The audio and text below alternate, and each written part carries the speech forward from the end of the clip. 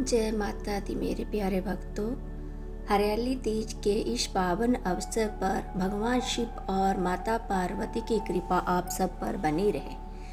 तो आइए श्रद्धा और भक्ति के साथ सुनते हैं हरियाली तीज माता की पावन कथा और प्रार्थना करते हैं कि माता सभी के जीवन में सुख सौभाग्य और समृद्धि वरदान करे। हर हर महादेव। हर साल श्रावण मास के शुक्ल पक्ष की तृतीय तिथि को हरियाली तीज का व्रत रखा जाता है।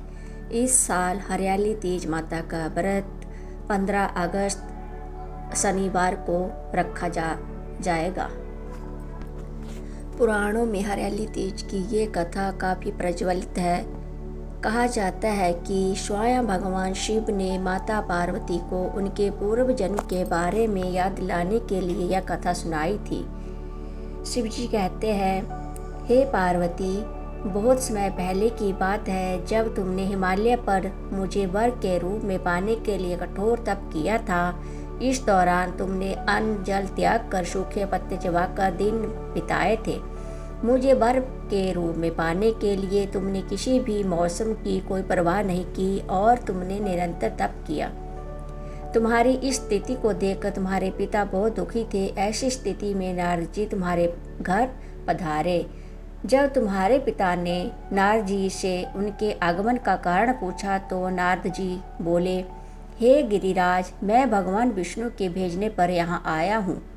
अब आपकी कन्या की घोर तपस्या से प्रसन्न होकर वह उससे विवाह करना चाहते हैं। इस बारे में मैं आपकी राय जानना चाहता हूँ। नारद जी की बात सुनकर पर्वतराज अति प्रसन्नता के साथ बोले, हे नारद जी, यदि स्वयं भगवान विष्णु मेरी कन्या से विवाह करना चाहते हैं तो इससे बड़ी कोई बात नहीं हो सकती।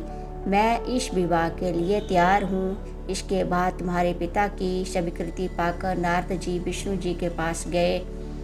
यह शुभ समाचार सुनाया, लेकिन जब तुम्हें इस विवाह के बारे में पता चला तो तुम्हें बहुत दुख हुआ। तुम मुझे मन से अपना पति मान चुकी थी। तुमने अपने व्याकुल मन की बात अपनी सहेली को बताई। तुम्हारी सहेली से सुझाव दिया कि वह तुम्हें एक घनघोर वन में ले जाकर छुपा देगी और वहां रहकर तुम शिव जी को प्राप्त करने की साधना करना। इसके बाद तुम्हारे पिता तुम्हें घर में ना पाकर बड़े चिंतित और दुखी हुए। वह सोचने लगे कि यदि विष्णु जी बारात लेकर आ गए और तुम घर पर ना मिली तो क्या होगा। उन्होंने तुम्हारी खोज में धरती पाताल एक करवा दिए, लेकिन तुम ना मिली।